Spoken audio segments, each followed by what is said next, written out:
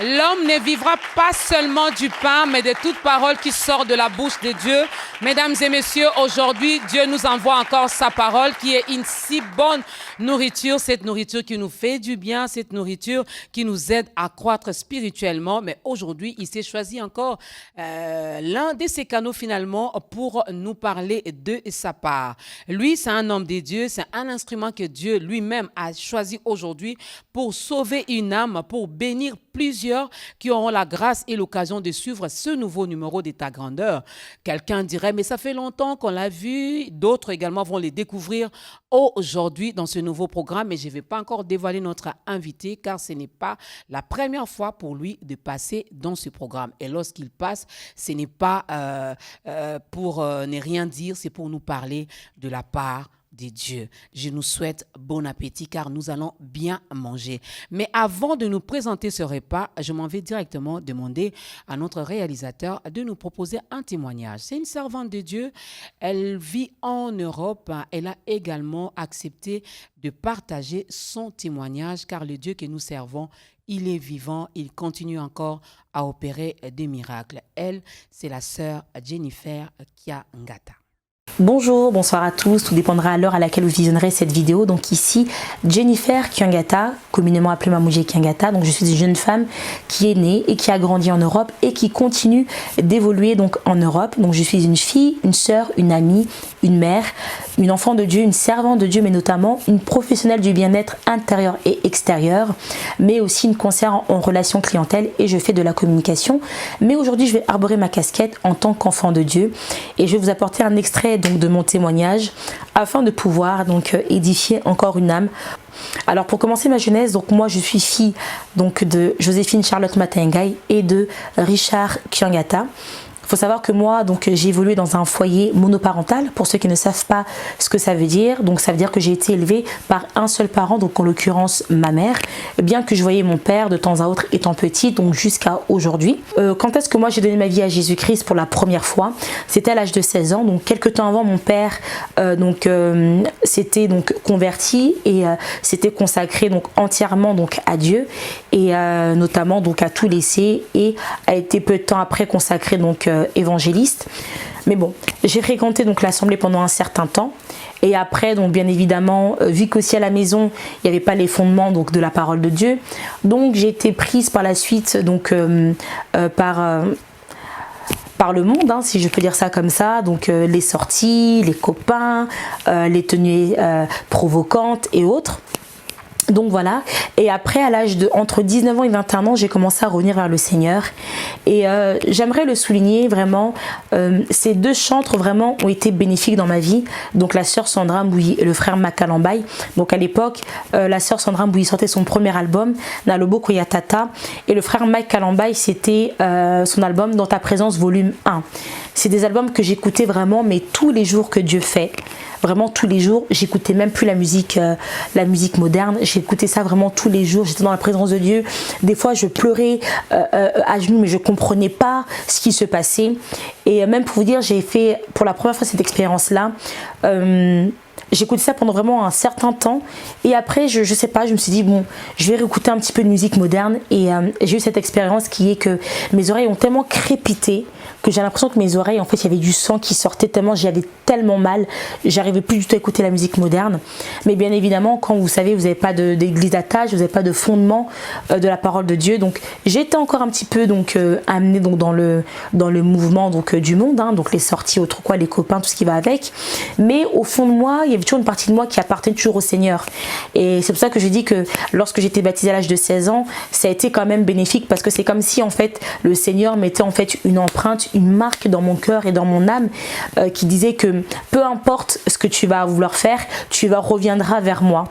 Et donc je continuais donc à chercher Dieu donc dans ma chambre et j'ai même fait une promesse à Dieu: Seigneur, tu sais, à l'âge de 30 ans je te servirai complètement.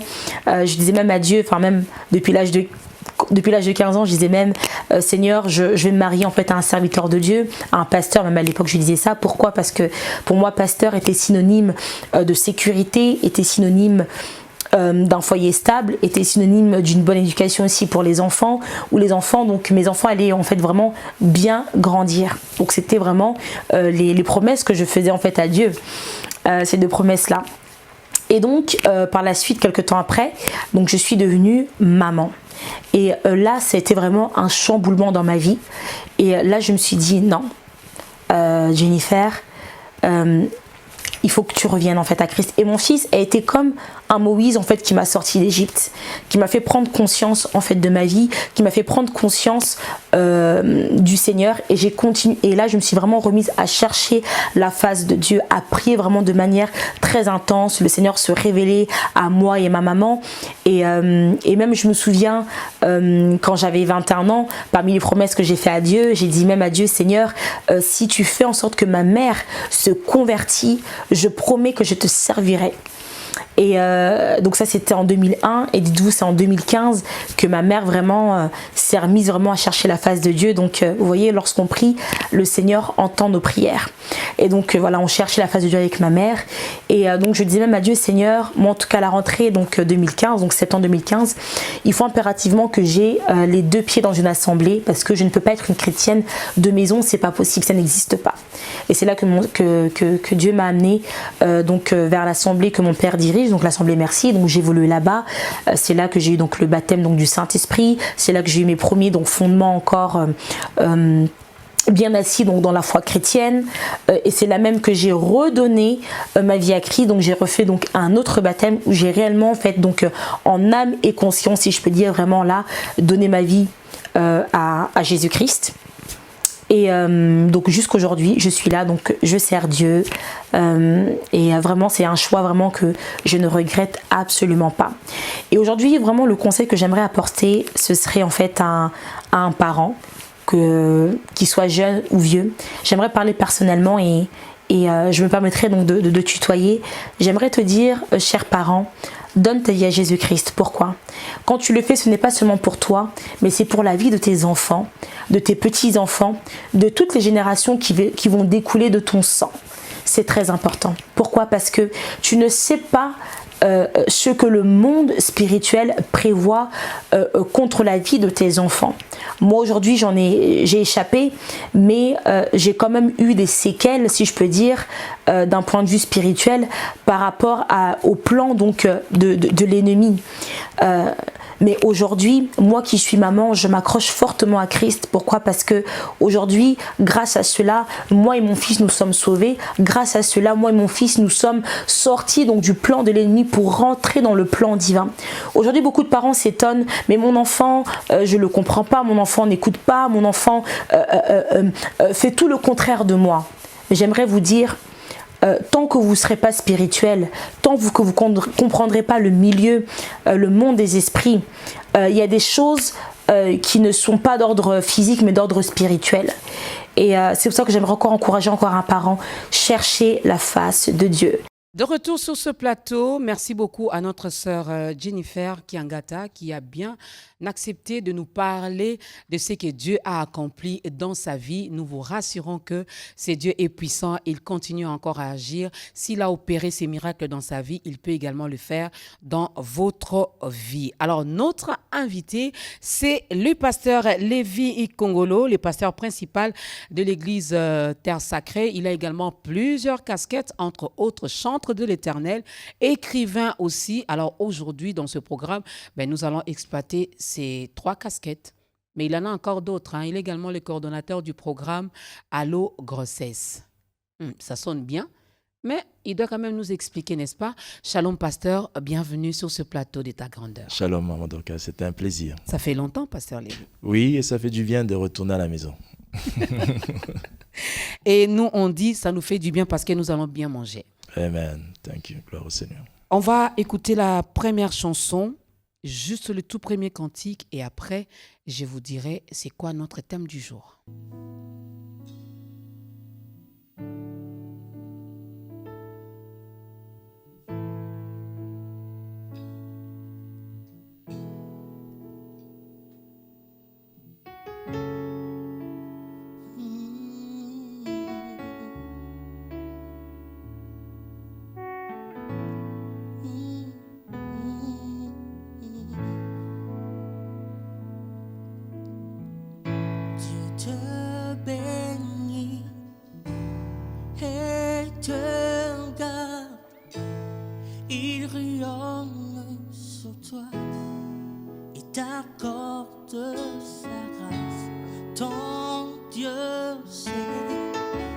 tourne vers toi, dès ton paix. Dieu te bénit et te garde, il rayonne sur toi et t'accorde sa grâce. Ton Dieu s'élève, tourne vers toi, te donne paix. Encore une fois. Zamba Pambolio, Abatelio, Nambozali Sinae, Pinamawa Nae, Bengolu, Izalanayo, Potambola Nakinya.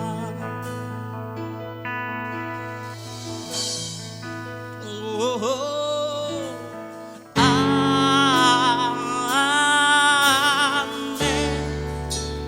amen, amen. Je chante amen,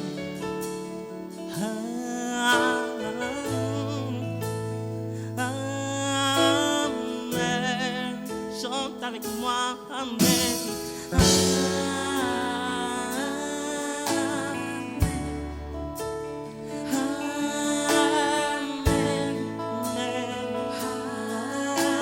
Amen. Encore une fois, amen. Oh, amen. Célébrons le roi de gloire, amen. Encore, amen. Célébrons,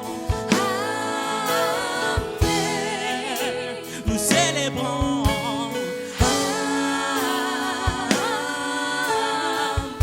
Amen. Amen.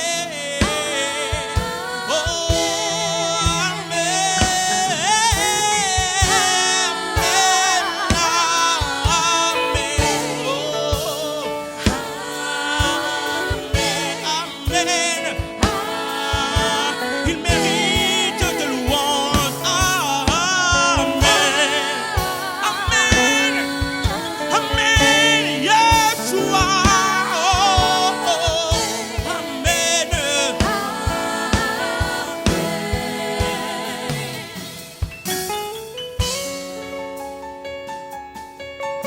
Alléluia.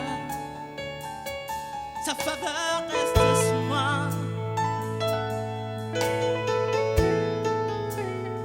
Jesus, que sa faveur reste sur toi pour plus de 1000 générations, sur ta famille et tes enfants et les enfants de leurs enfants.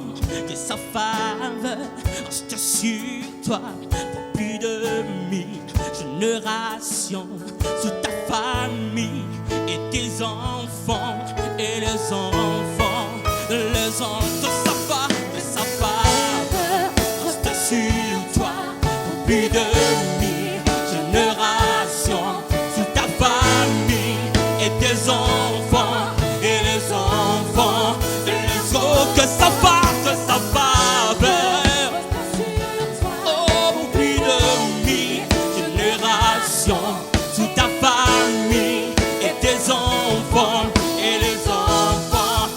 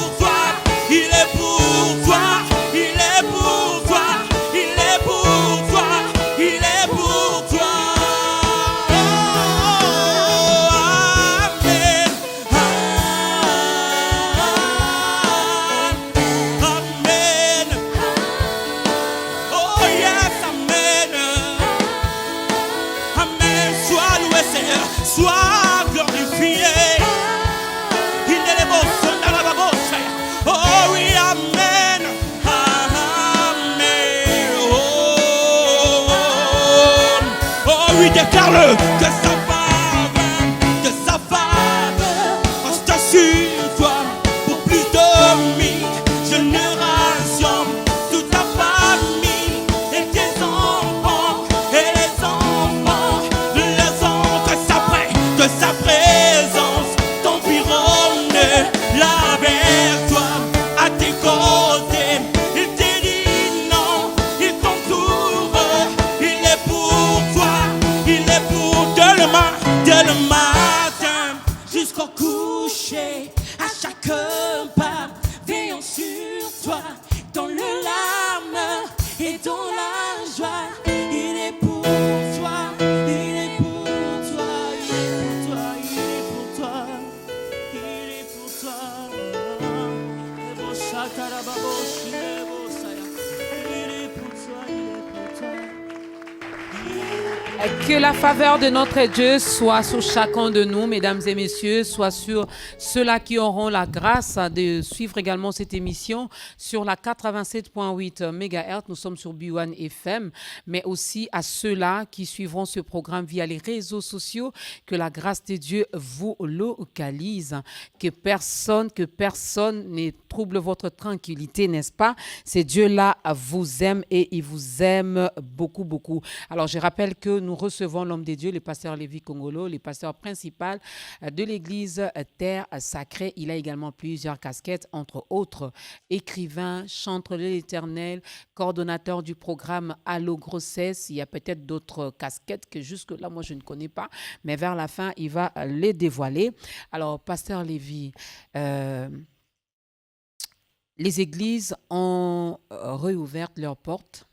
Oui. Nous recommençons avec le programme des cultes. Alors, comment ça se présente au sein de l'église Terre Sacrée? Il est vrai d'abord qu'il faut se souvenir qu'on a passé des moments difficiles. 4 mois. Oui, c'est pas évident pour n'importe quelle église. Et je crois que nous avons quand même des choses que nous avons aussi apprises, hein, parmi lesquelles la santé est une véritable priorité. Amen. La Bible dit, je souhaite que tu prospères comme prospère l'état de ton âme et que tu sois aussi en bonne santé.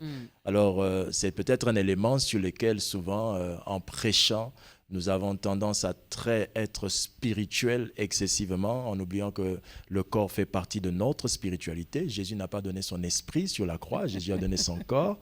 Donc, c'était un corps en bonne santé qui avait porté nos maladies pour que nous puissions être sauvés. Amen.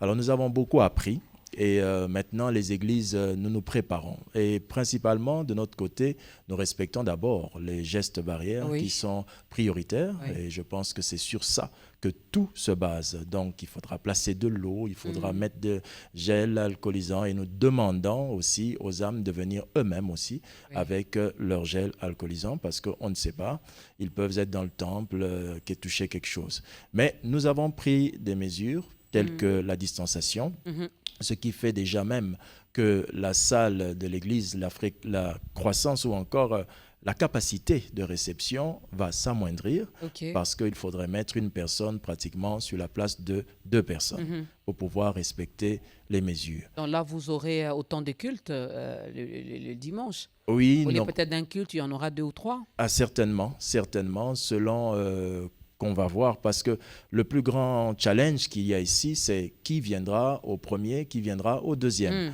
Alors, certaines assemblées nous ont donné des belles idées, telles que faire des réservations en ligne. Cependant, tout le monde n'a pas la connexion. Bref, je peux dire que toutes les stratégies que nous avons mises en place seront remises en place après avoir subi l'expérience terrain. Mais est-ce cette période également, avant d'ailleurs que je ne dévoile notre sujet, cette période de pandémie, ce moment où et vous et les bergers et les brebis étaient chez eux à la maison, ça vous a permis également de revoir un peu votre façon de travailler, de revoir un peu la prédication aussi? Très bonne question. Personnellement, moi, je pense que ça m'a appris une chose, c'est que j'étais en train de livrer mes enfants.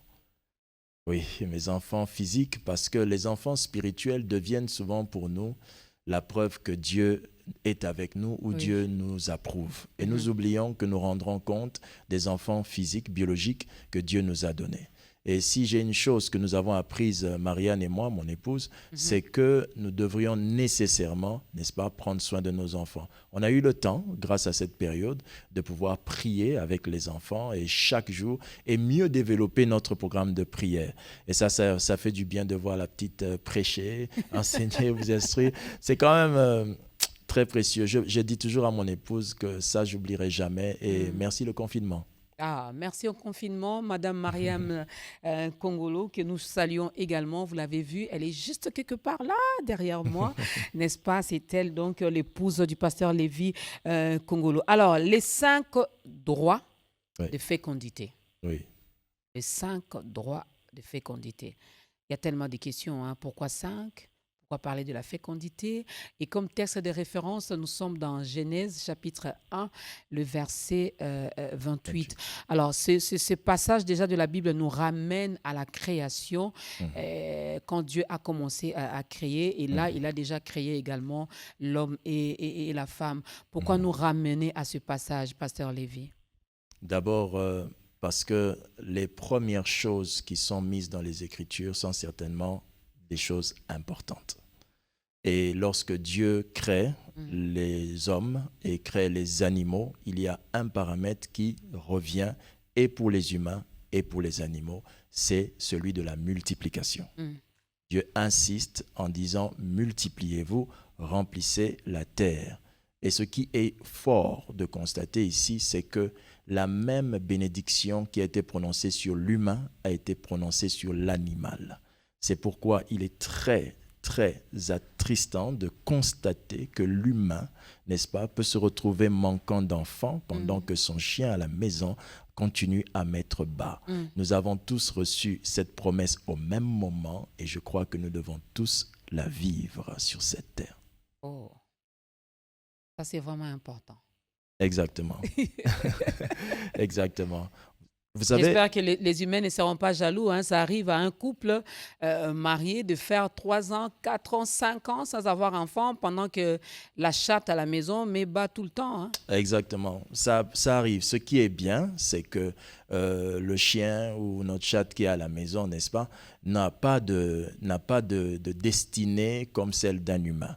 L'histoire de l'enfantement de votre chien ne sera pas racontée à l'église. Cependant, le jour où vous allez enfanter après 5 ans, 10 ans, ça sera toute une histoire qui deviendra une légende racontée des années en années en disant « il y eut une femme ». J'ai oublié le premier chien que j'avais, vous savez, mais je n'oublierai pas les miracles que j'ai déjà vus. Alors je pense que s'il y a une femme qui ne met pas au monde pendant que son rat ou je ne sais pas quoi est en train de mettre au monde, qu'elle se souvienne seulement d'une chose, il n'existe aucune histoire d'un animal qui a raconté la gloire de Dieu dans la Bible. Que Dieu soit loué pour ça. Amen. Je croyais même qu'ils allaient acclamer. Hein? Alors nous allons lire ces passages. Nous allons lire ces passages de Genèse 1, le verset 28. Vous pouvez également les lire, le faire chez vous à la maison. La Bible dit, Dieu les bénit et Dieu leur dit, soyez féconds, multipliez, remplissez la terre et l'assujettissez. Et dominez sur les poissons de la mer, sur les oiseaux du ciel et sur tout animal qui s'émeut sur la terre. Pourriez-vous nous expliquer ce passage, pasteur? Un très beau passage. Dieu est tellement bon. Vous savez, c'est un passage qui a transformé principalement mon existence. Mais avant tout, je veux faire le constat. Quel est le constat? Vous savez, Maman Dorcas, qu'il existe aujourd'hui 15,7% de femmes stériles dans le monde. Et lorsque on regarde le taux de couples qui ne mettent pas des enfants, à partir de 40 ans jusqu'à 45 ans, il existe 20% des femmes qui ne mettent pas au monde. En 1989, les femmes stériles étaient de 4%. Aujourd'hui, en 2020, les femmes stériles sont de près de 20%. Ce qui correspond à, pratiquement, si je prends la version de 15%, sur 1 million de femmes, vous avez presque, si je ne me trompe pas, 150 000 femmes stériles. Alors, c'est horrible de voir une chose pareille. Donc, c'est une réalité très sérieuse. Et cette stérilité est aussi à la base de plusieurs divorces et de malaises dans les foyers. Donc, nous ne pouvons pas voir une chose pareille sans retourner dans les Écritures pour nous demander, mais qu'est-ce qui était dit au commencement? Et ce qui a été dit au commencement, Dieu dit à l'homme, multipliez-vous, remplissez la terre. Cette phrase de Dieu est une phrase consciente. Quand il a créé l'homme, il s'est dit qu'il n'était pas bon que l'homme soit seul. C'était le constat de Dieu qui a créé la femme. La femme, c'est bien pour ça que toutes les femmes, nous avons tendance en vous voyant à vous apprécier. Parce que vous êtes un constat de Dieu. Dieu s'est rendu compte qu'il y a eu un vide. Il a constaté qu'il fallait ajouter quelque chose ou bien une personne merveilleuse qu'aucune girafe ne pouvait remplacer. C'est alors que Dieu va créer la femme. Et quand il crée la femme, Dieu donne à la femme et l'homme une mission, celle de se multiplier et de remplir la terre. Mais il y a des étapes. La Bible dit clairement, n'est-ce pas, Dieu les bénit. La Bible dit Il Dieu commence par les bénir. bénit. Exactement. Exactement. Si nous pouvons tirer cela déjà un peu plus loin, c'est que l'absence de fécondité peut être le contraire de, n'est-ce pas, de la bénédiction. Dieu les bénit, puis Dieu leur dit. Donc, la bénédiction, ce n'est pas la chose que nous avons, mais la bénédiction, c'est la parole d'autorisation qui vous donne la possibilité d'obtenir cette chose.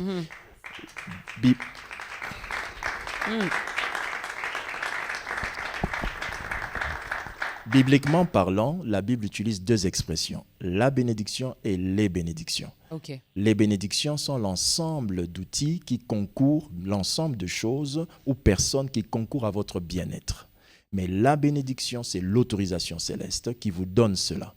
C'est l'autorisation qui vous permet de l'avoir. OK. Si vous ne vivez pas une chose, vous n'en avez pas reçu l'autorisation. C'est ce qu'on appelle la bénédiction. Dieu a dit à l'homme et la femme, la Bible dit, Dieu les bénit, puis Dieu leur dit. Dieu les bénit et Dieu leur dit. La suite, ce que nous allons citer est une bénédiction de Dieu. La Bible dit, soyez féconds. La Bible ne dit pas, mettez des enfants au monde. La Bible dit d'abord, soyez féconds. L'existence de l'incapacité de féconder est un mauvais signe, pourrais-je dire ainsi. Si une femme est féconde, ça veut dire qu'elle est capable de concevoir. Mais capable de concevoir et mettre au monde, c'est deux choses différentes. Voilà. Et là vient donc la compréhension du mot stérilité. Quand on parle de la stérilité, très souvent, on se dit que la stérilité, c'est le fait qu'une femme, n'est-ce pas, n'arrive pas à concevoir. Non, ça c'est faux. La stérilité, c'est le fait qu'une femme n'arrive pas à mettre au monde un enfant vivant. OK. Exact. C'est là la différence entre la stérilité que l'on nous dit à l'hôpital et la stérilité selon Dieu. La stérilité selon Dieu dit, soyez féconds, multipliez, remplissez. Ça sous-entend, tu as la capacité et tu mets au monde un enfant, pas qui ressemble à ton voisin, n'est-ce pas? Et aussi, remplissez la terre. Vous avez de quoi remplir la terre. OK. Donc, bibliquement parlant, la stérilité, c'est l'incapacité de mettre au monde un enfant vivant. Les personnes qui conçoivent, mais qui après perdent les enfants, sont toujours stériles. Elles ne se sont pas multipliées, car l'objectif d'être fécond, c'est se multiplier et de remplir la terre. Donc, vous devez vous multiplier. Être capable de concevoir et mettre au monde, c'est deux choses différentes. Dieu nous donne la capacité de concevoir et il nous donne la capacité de mettre au monde.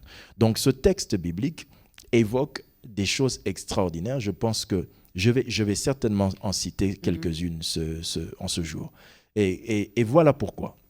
Lorsqu'une personne lit ce texte, elle doit se dire, ce n'est pas seulement ma mère qui est bénie, ni moi, mais cette bénédiction est très vieille. Cette bénédiction date de la création. Alors je crois que comme tout bon vin, cette bénédiction étant tellement vieille, elle est superbement bonne et capable d'agir sur tous les couples au nom de Jésus. Une question, peut-être, je ne sais pas si vous allez répondre à cette question sur l'ordre scientifique ou spirituel, par rapport à la science ou par rapport à Dieu. Vous avez dit ici que le taux de stérilité ne fait qu'augmenter. Oui. Mais cela est dû à quoi? Nous qui sommes déjà bénis, nous qui avons, je ne dirais pas cette promesse, cette déclaration, il nous bénit et il nous dit de. Oui. Mais comment cela se fait-il que le taux de stérilité ne fait qu'augmenter? Cela s'explique. Nous mangeons mal? Vous avez touché un point. Et cela s'explique. Exactement. Je devrais le dire d'abord du point de vue scientifique. Ok. Parce que la spiritualité n'est reconnue que si on a d'abord cherché le scientifique. Si on a cherché le scientifique et que nous sommes arrivés à la limite, naît la spiritualité. OK. Et aujourd'hui, je peux prétendre, je peux dire que les personnes, les scientifiques, sont sous la mouvance de Dieu. Parce que ce qu'ils découvrent, ce qu'ils arrivent à nous donner aujourd'hui, je ne pense pas que nous serions assis là si le nom de Kinine n'était pas prononcé. Donc, je pense que ce qu'ils reçoivent vienne de Dieu.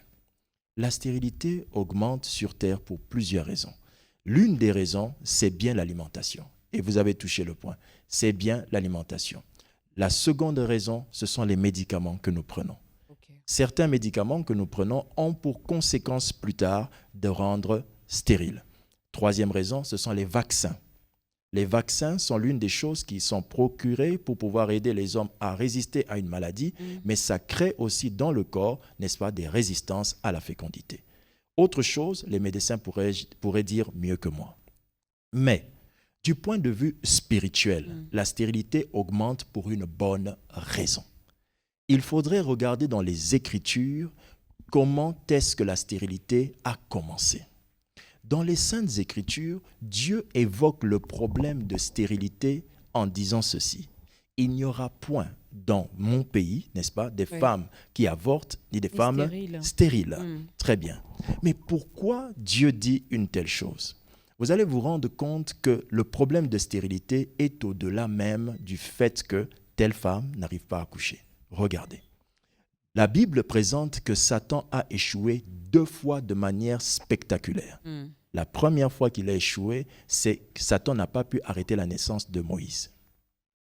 La deuxième fois qu'il a échoué, Satan n'a pas pu retenir la naissance de Jésus. À cause de ces 2 problèmes, Satan a inspiré au Pharaon et à Hérode de faire un massacre, celui de tuer des enfants de 0 à 2 ans. Pourquoi tuer les enfants? Quand Satan voit un enfant naître, il ne voit pas ce que nous voyons. Satan voit dans un enfant qui naît la capacité, un corps, je dis ça comme ceci, Satan voit dans un corps qui naît d'un enfant un potentiel corps, un potentiel corps pour Christ. OK. Exact. Jésus ne vit plus sur terre dans une chair physique, on ne le voit pas. Mais la Bible dit, dans le livre de Galates, clairement, ce n'est plus moi qui vis, mais c'est Christ qui vit en moi. Donc, Christ, dans chacun de nos corps, voit la possibilité de venir faire quoi? Habiter. Quand Satan voit un bébé, il ne voit pas qu'un bébé naître. Il voit une habitation potentielle pour Christ. Une demeure pour Jésus. Pour Jésus. Alors, comment pensez-vous que Satan combat les couples? Avec pitié? Absolument pas. Car son ennemi peut vivre là-dedans. Alors, Satan massacre les corps pour empêcher la naissance d'une habitation pour Dieu. Quand Satan voit un enfant naître, Satan voit le potentiel de talent que cette personne peut apporter sur terre. Chacun d'entre nous, nous pouvons changer notre milieu. Je vais parler d'une histoire. Je ne sais pas si vous connaissez l'appareil qui lave les piscines, l'aspirateur de piscine. L'aspirateur de piscine a été créé par un Africain, un Sud-Africain, Ferdinand. Il a créé l'aspirateur de piscine. Vous savez qu'au Malawi, un certain Kamkwamba, voilà, a créé l'électricité avec un moulin à vent. Il n'y a pas très longtemps, un de nos frères congolais a créé un médicament qui a sauvé plusieurs personnes du Covid. La question à se poser est celle-ci. Si Satan savait quelle était la mère de cet enfant-là, Satan l'aurait certainement déjà tué. La naissance d'un enfant, c'est une solution pour l'humanité. Donc, quand Satan voit un enfant, il voit un sérieux problème pour l'avancement, contre lui en fait. Il voit un sérieux problème contre lui. Et enfin, lorsque Satan voit un enfant naître, madame, il voit aussi un ennemi potentiel pour lui. Car quand Dieu oint un corps, vous devenez un agent dangereux pour le monde des ténèbres. Pour les malins. Alors, c'est bien pour ça que la stérilité augmente. Jésus étant en train de venir, Jésus vient très bientôt, et je pense que ceux qui nous suivent le savent, c'est un scoop peut-être pour vous, mais Jésus vient alors là, très bientôt, vraiment très bientôt. Satan le sait, et Satan sait que Jésus veut sauver un grand nombre et habiter dans le corps d'un grand nombre. C'est pourquoi, comme nous sommes dans la fin des temps, Satan aussi augmente la pression pour empêcher les naissances afin que Jésus ne trouve pas une grande armée pour son royaume. Exactement. Heureusement pour nous qu'il est déjà vaincu. Au nom de Jésus. Il est vraiment, vraiment vaincu au nom de Jésus-Christ. Alors, peut-être nous citer un droit de fécondité. Je signale ici, nous allons beaucoup plus mettre l'accent sur la fécondité parce que tout commence par là. Exactement. Tout commence par là. Alors, nous parlons ici des 5 droits de fécondité. On peut avoir déjà le premier droit avant de prendre la deuxième chanson. Très bien. C'est dans le texte lui-même. La Bible dit « Multipliez-vous et remplissez la terre ». Et quand vous regardez cette formulation, n'est-ce pas? Moi, je n'étais pas très bon en grammaire ni en français. Mais j'ai appris à revoir mes cahiers étant devenu pasteur. J'étais plus mathématicien. Mais la Bible dit « Multipliez et remplissez la terre ». Cette formulation de phrase à l'école nous apprenait que c'était un ordre. Le premier droit qui fait que tous les couples doivent être féconds et doivent croire que cela est possible, c'est que Dieu ne vous l'a pas proposé. Dieu vous a donné un ordre. Cette histoire date d'aujourd'hui 14 ans. Ma femme conçoit un enfant et après n'arrive plus à donner naissance. Alors là, nous arrivons il y a 11 ans. Nous cherchons notre deuxième fille, Chadel. On essaye de chercher, on ne trouve pas l'enfant. On nous présente un certain kyste ovarien. Le kyste ovarien, quand vous arrivez à l'hôpital, on peut vous démontrer que cela peut vous empêcher de concevoir. Mais quand ma femme revient à la maison, maman Marianne et moi, nous prions. Je ne sais pas ce qui m'avait pris ce jour-là, mais j'avais découvert quelque chose. Vous savez ce que j'ai dit en priant? J'ai dit à Dieu, cette femme, je ne l'ai pas volée. Ce n'est pas le bien de quelqu'un que j'ai arraché. Je l'ai aimé, j'ai doté, on s'est mariés. Qu'as-tu dit pour les couples? N'as-tu pas dit multipliez et remplissez la terre? Donc, écoutez ma conclusion, je dis à Dieu, donc tu veux que je te désobéisse? Wow. Yes. J'étais moi-même surpris de ce que j'avais dit. Quand le lendemain, elle repart à l'hôpital, on refait. Le kyste avait disparu. Alors, gloire à Dieu. Ben, il ne ment pas, c'est Dieu. Non, il ne ment pas. Il est vraiment derrière sa parole pour l'accomplir. Exact. Dieu est derrière sa parole pour l'accomplir. Et nous, qu'est-ce que nous faisons de cette parole? Nous n'y croyons pas. Nous trouvons que Dieu dit des choses sans réfléchir. Non, frère, tu es venu trouver la Bible. C'est toi qui es certainement pas suffisamment intelligent pour la comprendre. Dieu sait ce qu'il est en train de dire. Et c'est comme ça que nous avons découvert que Dieu nous avait donné un ordre et cet ordre nous imposait d'avoir des enfants. Et aujourd'hui, Chadel existe. Gloire à Dieu. Vous avez obéi, Chadel existe. Elle est là? Elle est dans Chadel existe, elle est quelque part. Elle est là? Oh là là, voilà, elle est toute mignonne, hein? Vous la voyez pas? Non, moi je l'ai vue. Elle est là, au fond, là-bas. Alors, nous allons écouter la deuxième chanson, mesdames et messieurs, avant de continuer avec les 5 droits de fécondité. Le premier ordre que Dieu nous donne, c'est de nous multiplier et de remplir. Il ne négocie pas avec nous. C'est un ordre qu'il donne. Quant à nous, d'obéir, d'exécuter cet ordre. Deuxième chanson.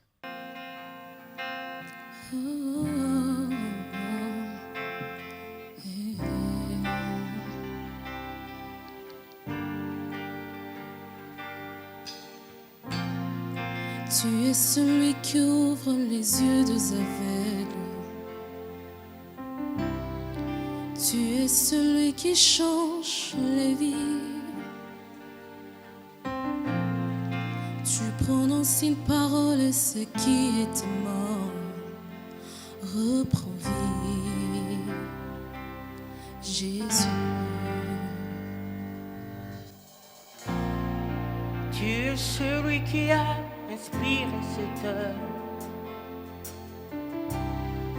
Tu l'amèneras jusqu'au bout. Tu avais décidé de créer cette histoire avec nous.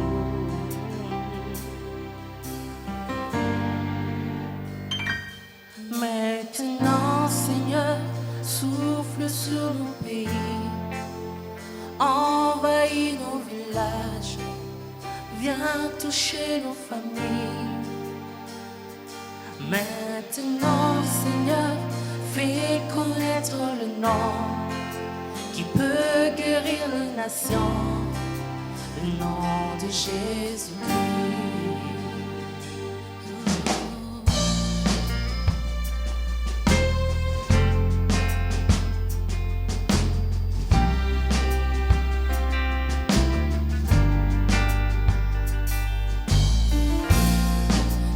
Celui qui a inspiré cette œuvre, qui la mènera jusqu'au bout.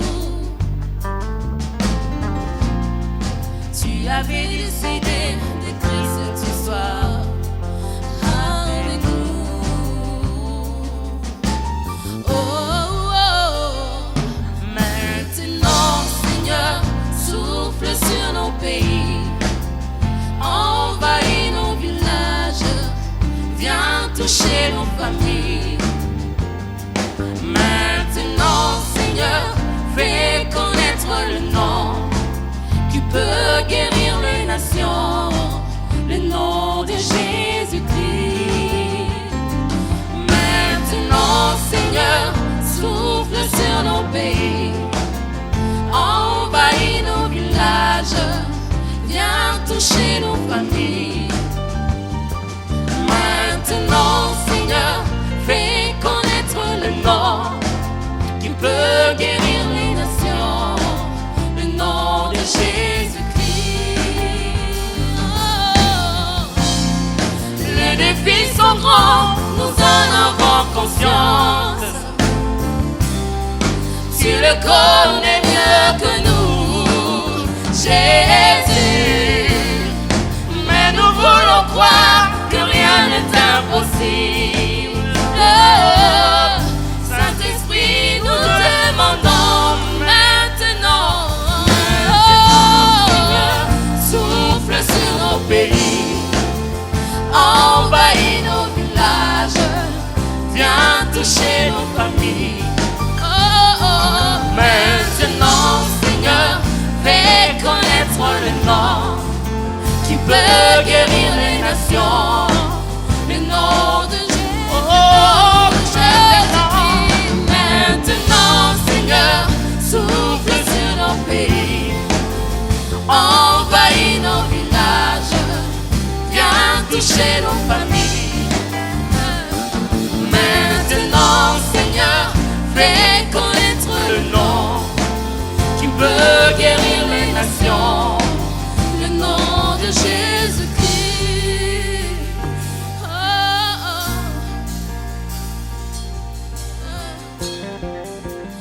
Fais tomber la pluie d'en haut. Fais tomber la pluie du ciel. Fais tomber la pluie d'en haut. Fais tomber la pluie du ciel. Fais tomber la pluie d'en haut. Fais tomber la pluie du ciel. Ouvre les écluses. Ouvre les écluses, Seigneur. Fais tomber la pluie du ciel. Ouvre les écluses, Seigneur.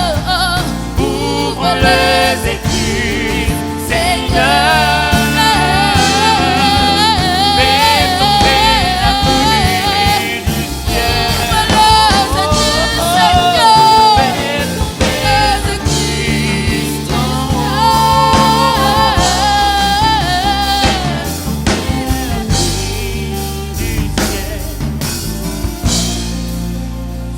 Fais tomber la pluie d'en haut.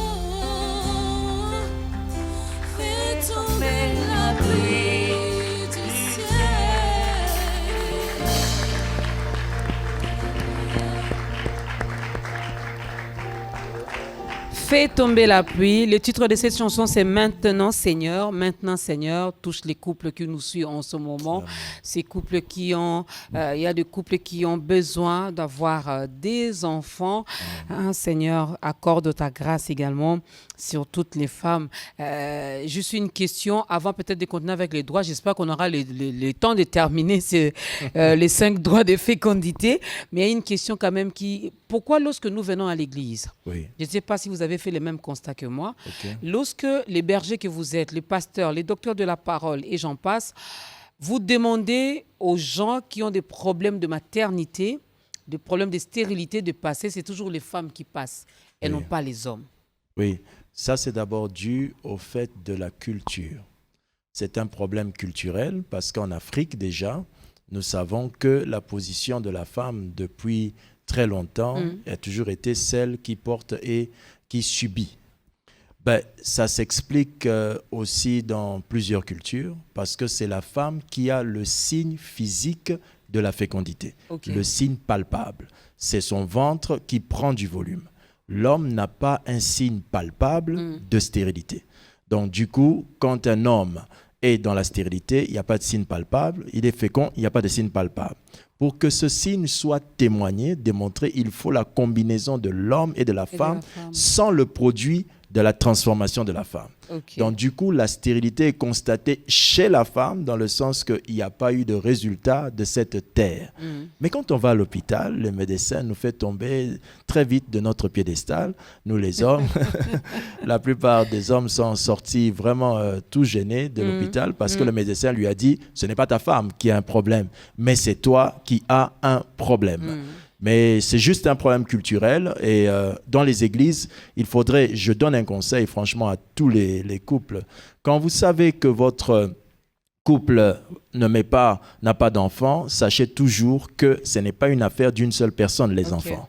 Donc, que vous le vouliez ou pas, vous êtes aussi responsable. Donc, que ce soit l'homme, que ce soit la femme, il ne faut pas d'abord se poser les questions, est-ce que c'est toi, est-ce que c'est moi? Non, cet esprit d'accusation éloigne la grâce de Dieu. Et ce n'est pas une bonne chose. Alors, deuxième droit de fécondité. Oui, maman Dorcas, on vous appelle maman et je crois que lorsqu'on nous voit en route, on dit, ça c'est monsieur, moi on va m'appeler monsieur, vous êtes un homme. Et vous, on vous appellera une femme. Sachez que le simple fait qu'on vous appelle femme est un droit de féconder. Exact. La Bible dit ceci. La Bible précise que la première femme qui est venue sur cette terre, lorsque Dieu l'a suscitée, Dieu dit qu'il emmena la femme vers Adam. La Bible dit que lorsque Adam l'a vue, Adam l'a dit, voici cette fois-ci celle qui est os de mes os et chair de ma chair. On l'appellera femme parce qu'elle a été tirée de moi, parce qu'elle vient de moi. Alors, on propose à Adam. Vous savez que Adam donnait les noms depuis très longtemps. Des très, très merveilleux animaux que nous voyons ont été nommés par Adam. Mais lorsque Adam voit la femme, il doit lui donner un nom. Et la Bible dit que non seulement qu'il dit qu'on l'appellera femme, mais il l'appelle Ève. Vous savez ce que veut dire Ève? Génératrice de la vie. Amen. La première femme qui est venue sur cette terre, ancêtre de toutes les femmes, est venue avec un qualificatif. Toi, tu transmets, tu emmènes la vie. Génératrice de vie. Eh bien, si moi, l'homme, j'ai un problème de stérilité, voici ce que je dis. Toi, la femme, quand tu es venue sur terre, ton ancêtre avait dit que tu es génératrice de vie. C'est un droit de féconder. Le simple fait que vous êtes... Mais ça, c'est une révélation. C'est une révélation pour nous les femmes. Oh, la Bible. Elle est merveilleuse, la Bible. La Bible est extraordinaire, maman. Ce sont des constats tellement merveilleux. Quand vous lisez, vous dites, oh Dieu, tu es simplement bon. Simplement bon. Simply the best. Ça, c'est le deuxième droit qui accorde au couple, n'est-ce pas, d'avoir des enfants. La femme, première femme, est appelée du nom de Ève, génératrice de vie. Toutes les fois que vous voyez votre femme, vous voyez une génératrice de vie. Donc, elle ne peut que donner la vie. C'est comme ça qu'elle est. Alors, maintenant, vous Vous allez vous poser la question, mais ma femme, elle est génératrice de vie, mais pourquoi elle ne met pas au monde? Oui. L'eau aussi est génératrice aussi, on peut dire ainsi, d'électricité. Mais l'eau de votre maison n'allume pas la lumière. Voilà, donc c'est la manière, n'est-ce pas, de travailler sur l'eau et la pression de l'eau qui donne l'électricité. Donc, si votre femme est génératrice de vie, elle peut être stérile si vous ne savez pas que la Bible lui en donne le droit de féconder. Et quand vous connaissez qu'elle a le droit de féconder, que vous avez le droit d'avoir des enfants, vous regardez la même femme que vous avez, comme la même eau que vous avez, vous mettez la pression de la foi et elle devient mère. Chers hommes, j'espère que vous avez bien compris ce message. Amen. Et c'est le produit. Wow. Et on a les résultats. Oui, c'est la grâce de Dieu, maman. Dieu est comme ça, simplement comme ça. Quand Jésus a dit à Pierre de sortir de la barque, de marcher sur l'eau, Pierre a réfléchi au problème, à la poussée d'Archimède. Et c'est ça qui a été le problème. Il a dû être enfoncé. Ne cherchez pas une logique à ce que Dieu vous demande de faire. Dieu est sa propre logique. Ce qu'il vous dit de faire, il sait qu'il est conscient. Il sait qu'il est capable de faire ce qu'il vous a dit. C'est à nous seulement de faire, d'obéir. Oui, maman. Quand vous dormez, qui vous donne le droit ou encore la grâce de pouvoir vous réveiller? Dieu. Vous êtes-vous déjà allé vous coucher en disant « je ne me réveillerai pas demain » ? Même dormir est un exercice de foi. Tout le monde dort par la foi. Quand vous vous réveillez le matin, vous vous réveillez comment? Et à chaque fois que votre foi est en action, vous remarquerez que vous n'émettez pas trop de questionnements. Quand vous allez dormir, vous ne posez pas la question « Non, voilà, je vais me réveiller ou pas ?» Je ne sais. Non, la foi... On a même l'audace de mettre le réveil à côté de notre lit. Extraordinaire. On est vraiment sûr qu'on va entendre. Matin, oui. Mon Dieu, quelle foi! Il faut beaucoup de foi pour aller dormir. Je disais à un frère qui me disait « Je ne crois pas que ce que dit la Bible est possible. » Je dis « Vous savez, pour douter, il faut avoir beaucoup de foi. Car celui qui doute a la foi en ce qui n'est pas bon. » Donc, vous avez trop de foi pour douter que Dieu va agir. Il suffit que vous preniez votre foi, vous la mettiez dans le bon sens. Le miracle viendra au nom de Jésus. Amen. Troisième droit. Troisième droit. Lorsque Dieu dit « multipliez-vous », Dieu dit « remplissez la terre ». Ce qui sous-entend que nous avons un troisième droit, c'est le droit de l'espace vide. Tout espace vide doit être comblé, bibliquement parlant. Vous savez que la Bible dit qu'il n'y a aucun être humain qui n'a pas de démon et qui n'a pas de Saint-Esprit. Ça n'existe pas. La Bible précise que même quand on chasse un démon, si la maison reste vide, que dit la Bible? Que ses esprits, il va chercher encore ses amis et ils vont revenir. Parce que dans le domaine spirituel, le vide n'est pas autorisé. Ok. Très bien. Alors, ma femme et moi, nous sommes mariés depuis 1 an, 2 ans, 3 ans. Il y a toujours un vide dans la maison. Il n'y a pas un autre qui s'assoit sur notre table. Nous sommes binômes depuis, toujours à deux. Toi, moi, toi. Pas d'autre. Le vide que vous voyez, c'est une autorisation que vous avez de le combler, de le remplir. C'est pourquoi des hommes et des femmes de foi déménagent, prennent des maisons, mettent une chambre vide, mettent un lit vide d'un bébé qui doit naître. Pourquoi font-ils ça? Ils se conforment à une loi d'autorisation, la loi du vide à remplir. Yes. Donc, quand ils font ça, ils créent un espace au miracle. L'action de Dieu demande l'espace de l'homme. Dieu doit donner un espace à Dieu. L'homme doit donner un espace à Dieu pour que Dieu agisse. Et si donc dans votre maison vous avez une pièce vide, elle sera comblée. Dieu a horreur du vide. Les hommes disent la nature a horreur du vide. Non, Dieu a horreur du vide. Le vide des maisons dans lesquelles il n'y a pas des enfants seront comblés au nom de Jésus. Mais si c'est aussi le plan, si ça fait partie du plan de Dieu, on a vu dans la Bible également. Oui. Où la Bible nous dit qu'il y a des femmes que Dieu lui-même a rendues stériles également pour manifester sa gloire. Le cas de Rachel, par exemple. Alors, oui, le cas de Rachel. Alors, si une année, 2 ans, vous avez fait toutes ces déclarations, vous avez médité la parole, vous avez déclaré, proclamé toutes ces choses, mais ça ne vient toujours pas et que c'est dans sa volonté, on fait quoi? Ça, c'est une bonne question, une question de maturité.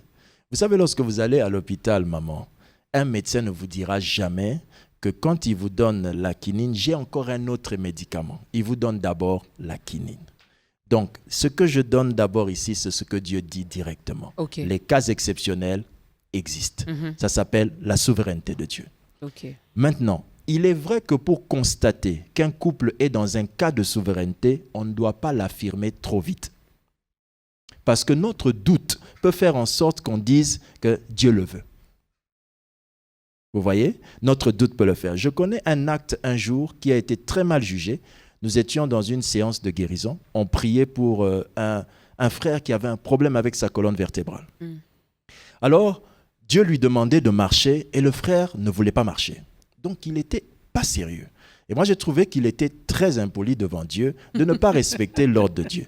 Savez-vous ce que je l'ai fait? Je l'ai poussé. Et le frère est tombé en faisant une chute. Et le frère s'est levé, guéri. Il n'était pas poli.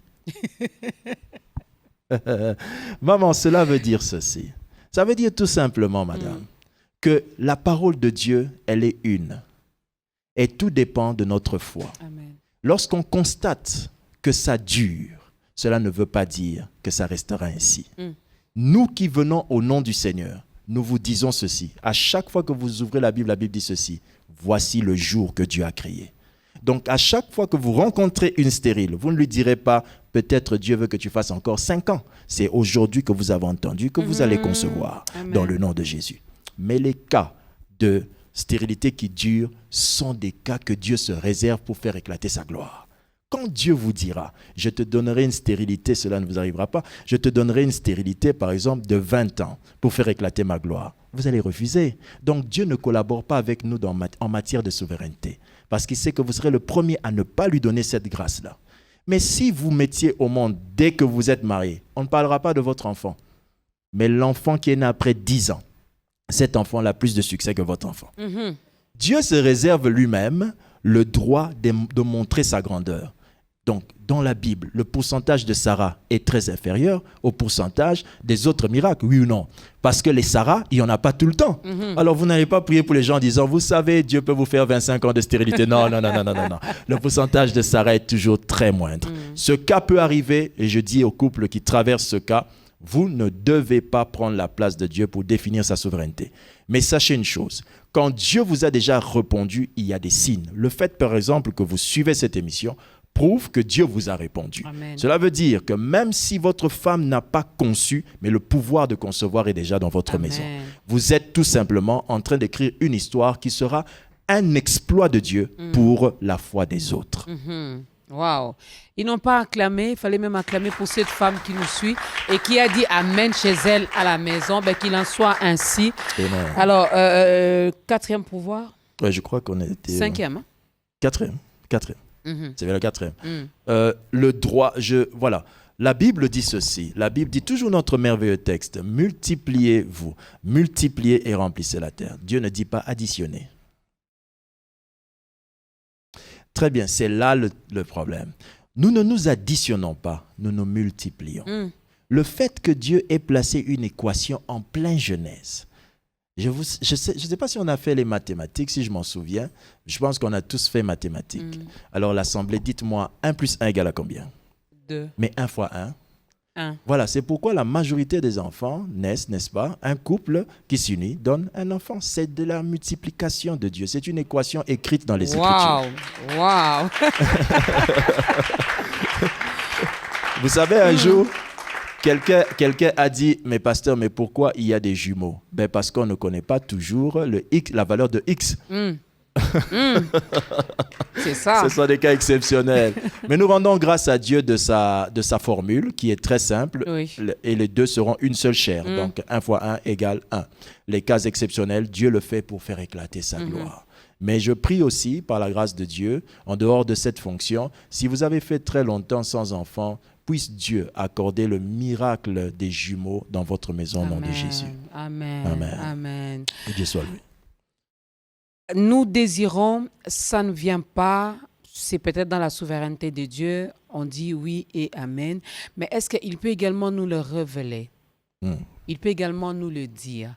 Parce qu'avec ce que nous subissons, là je parle au nom de toutes les femmes qui traversent peut-être des moments difficiles, il y a de moqueries, il y a la belle famille qui est toujours là. Je salue toutes les belles mamans qui nous regardent parce qu'elles ont l'art de décourager leurs belles-filles. Elles ont l'art de les insulter, de les rabaisser. Pour elles, c'est seulement la belle-fille qui est incapable de la donner un coco. Les verres ne se cassent pas. Depuis qu'on a classé des choses dans cette maison, que dire à toutes ces femmes? Il faut dire ceci. Vous savez, la maman qui a mis au monde un garçon ne connaît pas la douleur de la maman qui a mis au monde une fille. La mère qui met au monde un garçon ne sait pas c'est quoi insulter son enfant qu'il ne met pas au monde. Parce qu'en Afrique, ça sera déjà difficile qu'on localise que c'est lui. Parce que d'ailleurs, une bonne femme ne dira pas que c'est son mari qui a le problème. Mais les hommes ont tendance à exposer leurs femmes.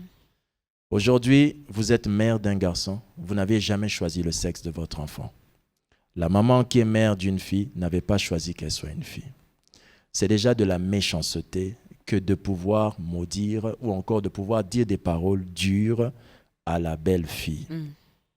Mais, maman, c'est le miracle qui met tout le monde d'accord. Je veux dire ceci.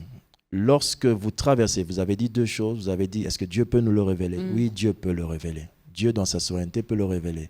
C'est le cas de Tracien Arlette, un couple qui nous a fait beaucoup de bien.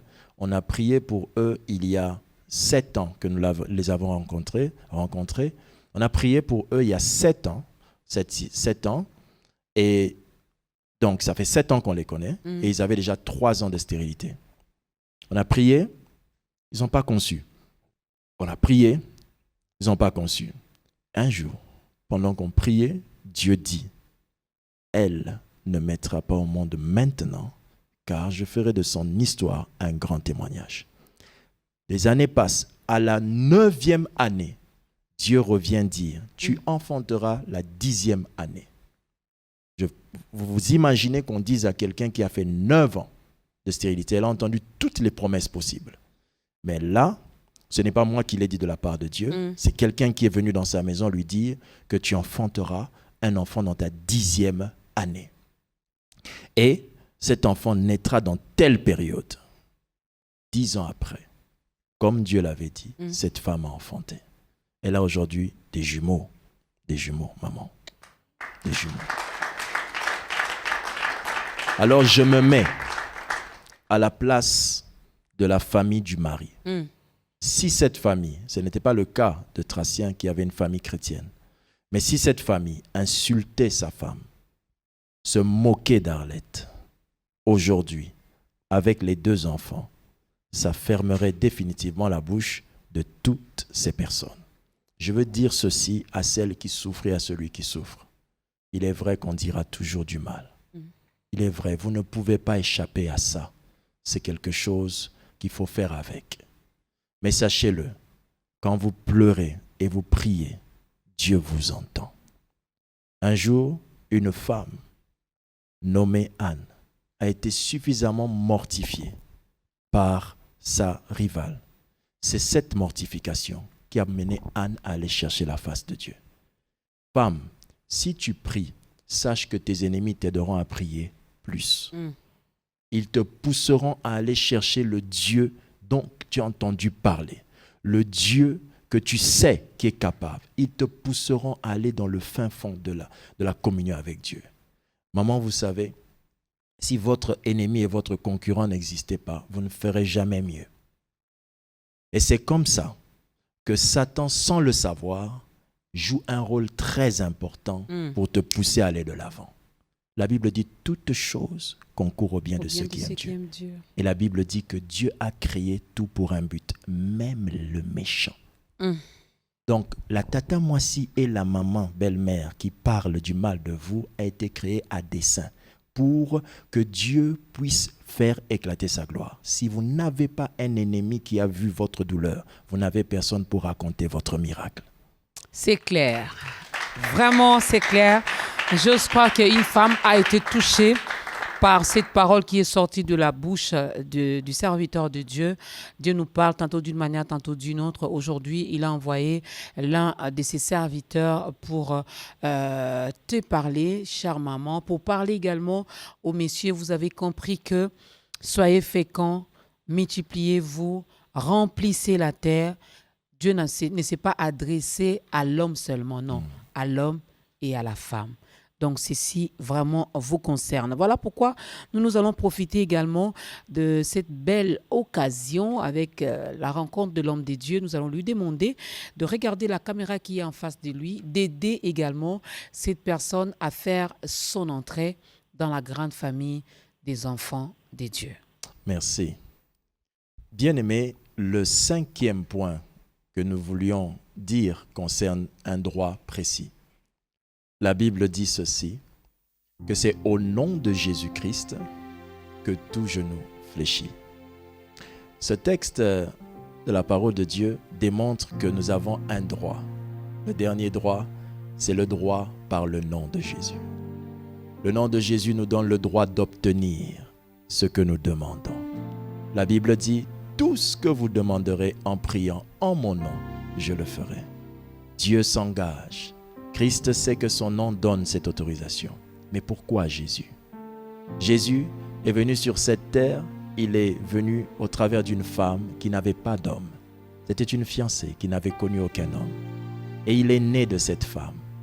En voyant la naissance de Jésus, vous comprendrez que le Seigneur Jésus n'a pas respecté toutes les lois qui permettent d'avoir des enfants. Il est né sans l'aide d'un homme. Il voulait démontrer qu'en naissant, qu'il avait vaincu la stérilité et même les donneurs d'enfants. Jésus est plus que celui dont tu as entendu parler dans la Bible. Jésus est ton sauveur. Il est votre sauveur. Non seulement il est votre sauveur, mais il vient pour sauver tout ce que vous êtes en train de faire et de vivre maintenant. Le nom de Jésus peut aussi avoir une impuissance et de l'inefficacité si la personne qui le prononce ne lui appartient pas, ne le connaît pas. Aujourd'hui, c'est une occasion pour vous de jouir de la puissance de ce nom. Quoi faire? Tout simplement lui donner votre vie. Il s'agit ici de pouvoir prier et de dire à Dieu, je te donne ma vie, je renonce à la mauvaise vie que tu sais que je fais et je veux que je puisse te servir, t'appartenir pour toujours. Si vous avez senti cette conviction dans votre cœur, le temps est venu pour prier avec moi. Répétez simplement ces simples paroles, mais dont les résultats seront salutaires pour votre vie. Prions. Seigneur Jésus, j'ai entendu ta parole. J'ai vu et compris que tu m'aimes. Merci de m'avoir parlé directement. Aujourd'hui, je te demande pardon pour tous mes péchés. Et je te prie, sauve-moi. Fais de moi un enfant de Dieu. Je te donne ma vie pour qu'elle serve à ta gloire. Je crois que tu me sauves. Je crois que je suis sauvé. Merci Seigneur Jésus. Amen. Si vous avez fait cette prière, vous êtes devenu un enfant de Dieu et nous vous accueillons.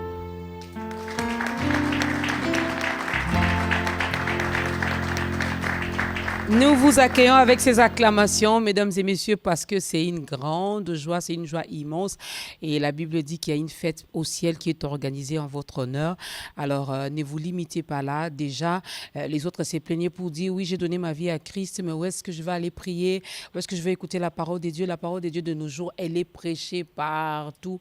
Mais il faudrait également faire attention. Lorsque nous mangeons mal, cela risquerait également d'empêcher notre bonne croissance. Nous devons bien manger. Alors, il y a notre numéro qui est affiché au bas de l'écran. Si vous n'avez pas une église où aller bien manger, où on prêche le Seigneur Jésus-Christ comme Seigneur et Sauveur, contactez-nous. Mais sinon, Terre Sacrée est là aussi. Tout à l'heure, on aura l'adresse, quand est-ce que les jours du culte, le programme de l'église, le numéro même du pasteur, parce qu'il faut bien demeurer au pied du maître, apprendre. Vous êtes sauvés pour sauver aussi. Alors, on peut clôturer avec le 5e droit. Je l'ai donné tout à l'heure. Je l'ai donné tout à l'heure. Oui, là c'était pour les nouvelles âmes. Très bien joué. Très bien. Maman, vous savez, que le 5e droit que nous avons pour enfanter, c'est le droit du nom de Jésus. Amen. C'est le seul nom qui nous a été donné par lequel on reçoit les miracles. Mais ce nom a une histoire. À chaque fois que vous dites « au nom de Jésus », je conçois, vous êtes en train de dire ceci. « Au nom de celui qui est né sans le secours d'un homme, je conçois. La plus grande opposition, le plus grand obstacle à la fécondité, ce n'est pas le myome, c'est l'absence d'un homme. Amen. Si vous êtes une femme, que vous n'avez pas d'homme, c'est le plus grand obstacle de fécondité. Une femme disait que je mette au manger, dit la vertu du Saint-Esprit ne tombe que sur Marie. Donc ce que vous avez comme obstacle, comme maladie, n'est pas plus grand que de manquer un homme. Mais Jésus est venu naître sans l'aide d'un homme pour dire, j'ai vaincu même le plus grand obstacle à la naissance. Ce nom a une histoire liée à une fécondité miraculeuse. Comment? Marie a dit, comment cela se fera-t-il? Et la Bible dit, l'ange lui dit, l'Esprit de l'Éternel te couvrira. Et le saint enfant qui naîtra de toi sera appelé Fils de Dieu. Et le jour où cet homme a cru, cette femme a cru à ça, elle a vécu le miracle. Mais quelque temps avant, un cousin, Jean-Baptiste, était conçu dans le ventre d'une vieille dame, dans presque la même période. Et cet homme, le père, je parle maintenant du père de Jean-Baptiste, était sacrificateur. Comme quoi les pasteurs aussi peuvent avoir des problèmes de fécondité. Cela ne veut pas nécessairement dire qu'ils sont maudits. Ça peut aussi être ce qu'on a dit tout à l'heure, l'expérience de Dieu, la souveraineté de Dieu. Alors, cet homme, lorsque il voit l'ange, l'ange lui dit, tu enfanteras. L'homme dit à l'ange, comment cela se fera-t-il? Il reçoit une gifle. Comment est-ce qu'une histoire de fécondité fait qu'on te gifle? L'ange lui dit, moi je t'emmène une information de fécondité, toi tu ne crois pas. Même les anges conçoivent mal que vous ne croyez pas en ce message, parce qu'aucun ange ne connaît l'histoire de fécondité. Ils ne mettent pas au monde. Donc quand il te raconte cette histoire, il te dit la seule chose que l'être humain peut avoir, et toi tu doutes. Que toutes les femmes et tous les couples sachent une chose. Il n'y a de salut en aucun autre nom que dans le nom de Jésus qui a vaincu la stérilité. Gloire à Dieu. C'est vraiment la fin. Je sais qu'il y a encore beaucoup de choses à dire.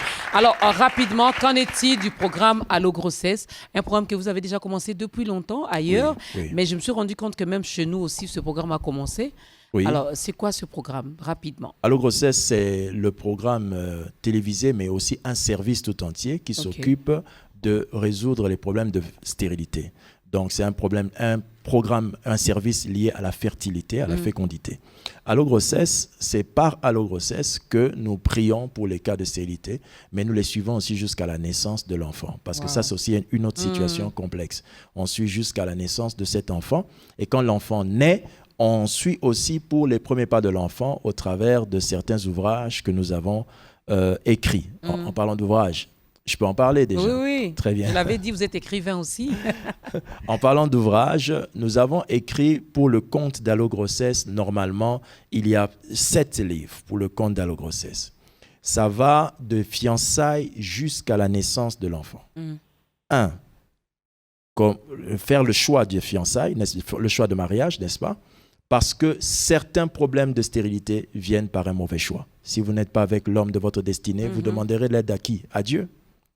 2. Le mariage. Parce que l'un des vrais problèmes de stérilité, c'est la gestion de cette période-là dans le mariage. Donc, on parle de ça.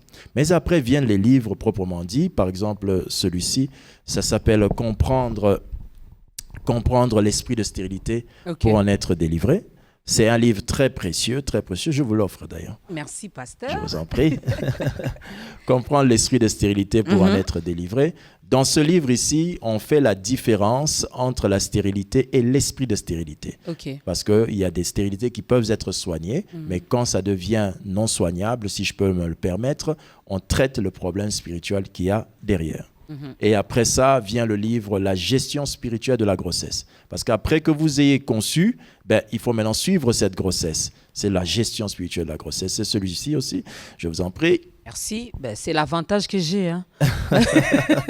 Moi, j'ai dit merci à l'écrivain qui est le pasteur Lévi Kongolo Kazadi. Alors, comment faire finalement pour avoir ces ouvrages? Ok, si vous êtes en train de suivre cette émission, à partir d'aujourd'hui, jusqu'à 3 jours après, il sera gratuit sur notre site. Donc, à partir d'aujourd'hui jusqu'à 3 jours après, il sera gratuit. Il suffit tout simplement d'aller sur le site Kenawe Édition, kenawe.org. Kenawe, K-E-N, Kenawe, K-E-N-A-W-A.org. Kenawe.org.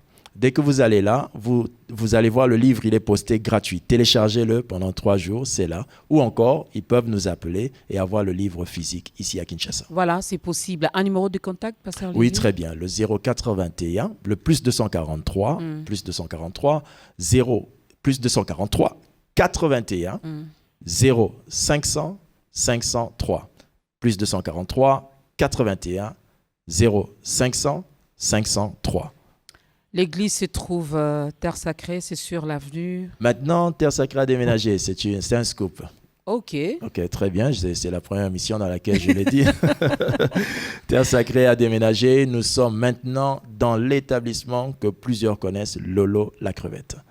Voilà, donc juste derrière Saint-Luc, c'est là où nous sommes. Lolo la Crevette, c'est à ma campagne, si je ne me trompe pas. Lolo la Crevette, certains connaissent la Grande Marmite. Lolo la Crevette, ça se regarde. Voilà, nous sommes côté Lolo la Crevette, le bâtiment qui est en haut, nos bureaux sont à côté et le temple est là. Et nous serons là chaque mercredi et dimanche, c'est pour le culte. Et en dehors de ça, nous recevons le mardi, le jeudi, le vendredi. Voilà, le pasteur est là, mesdames et messieurs. Si vous n'avez pas l'occasion, la grâce de suivre Allo Grossesse sur les réseaux sociaux, sur la radio et la télé, mais allez-y sur place. L'homme de Dieu va vous recevoir et il priera également pour vous. Dès maintenant que vous avez suivi cette émission, allez-y télécharger les 2 ouvrages gratuitement, n'est-ce pas? Alors moi, j'ai dit merci à l'homme de Dieu. Merci également à madame son épouse, parce que si elle avait dit non, mais messieurs n'allaient pas sortir. Assurément. Maman Marianne, ma sœur, bisous à toi. Merci également à la grande équipe qui a accompagné le pasteur Lévi Kongolo. J'ai dit un grand merci à la grande équipe de ta grandeur. Alors aujourd'hui, vous avez remarqué, je suis en rose, c'est les pagnes wax hollandais. Mais si vous avez aimé ces pagnes wax hollandais, vous voulez vous habiller comme maman Dorcas, cela veut dire je veux juste le pagne wax hollandais que maman Dorcas avait porté dans ta grandeur lorsqu'elle avait reçu le pasteur Lévi Kongolo. Ben, allez-y dans les différentes boutiques partenaires à Visco, vous trouverez ces pagnes, vous trouverez ce motif, c'est du wax hollandais, n'est-ce pas? L'excellence dans la simplicité. Notre Dieu, c'est un Dieu d'excellence. Il aime l'excellence. Alors, frères et sœurs dans le Seigneur, soyons et demeurons également propre. Lèvons-nous, nous allons clôturer ce moment par la prière et nous allons danser. On me dit qu'il n'y a pas de temps, sinon j'allais demander au pasteur de chanter. Hein. Mais on me dit qu'il n'y a pas. Vraiment, il a beaucoup prié et Dieu a exaucé sa prière prochainement. Merci.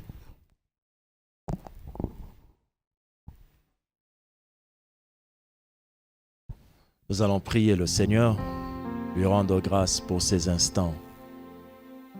Père Céleste, c'est pour nous une très grande joie que d'avoir été entre tes mains utilisé pour apporter la bonne nouvelle à une famille, à un couple, à une maison. Nous venons prier pour que tu bénisses encore une fois ceux qui nous ont écoutés. Certains ont des problèmes de stérilité, mais qui ne sont pas d'ordre physique dans le sens d'un enfant, d'un bébé, mais de stérilité peut-être dans la vie, dans ses affaires. Je prie que tu étendes ta main aussi pour ces personnes-là. À ceux et celles qui sont malades, laisse que la puissance de guérison atteigne leur corps et soumette leur corps à une bonne santé. Je te rends grâce pour l'émission, je te rends grâce pour la portée du message là où c'est parti. Dieu à qui tu as parlé, je prie que cette personne vive une vie chrétienne sanctifiée, qu'elle trouve une bonne église, qu'elle croisse et qu'elle puisse un jour, lors de ton retour, être enlevée avec l'église du Seigneur pour la joie du Père. Merci Père Céleste. C'est au nom de Jésus que nous avons ainsi prié et béni la chaîne B1. Amen.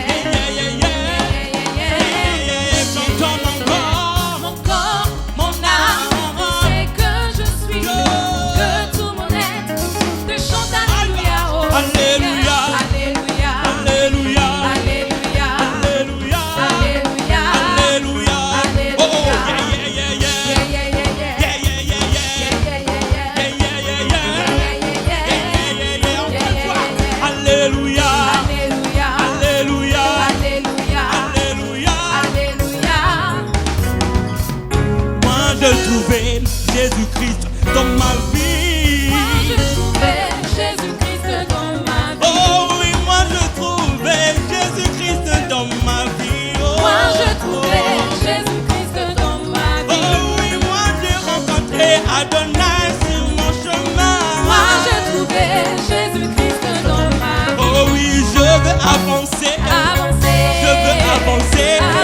Jamais reculer. Non, non, non, jamais reculer. Non, je veux avancer. Oui, moi je veux avancer. Non, non, jamais reculer. Non, jamais reculer. Oh oui, moi je veux avancer. Je veux avancer. Non, jamais reculer. Non, jamais reculer. Oh oui, moi je veux avancer. Mon Dieu, mon roi, la victoire t'appartient. Je te célèbre tous les jours. Yahweh, la victoire t'appartient, je te célèbre tous les jours. Mon Dieu, mon roi, la victoire t'appartient, je te célèbre tout le jour. Mon Dieu, mon roi, la victoire t'appartient, on y va. Je te célèbre tous les jours. 1, 2, 3, 4, yo kumama yo, Yahweh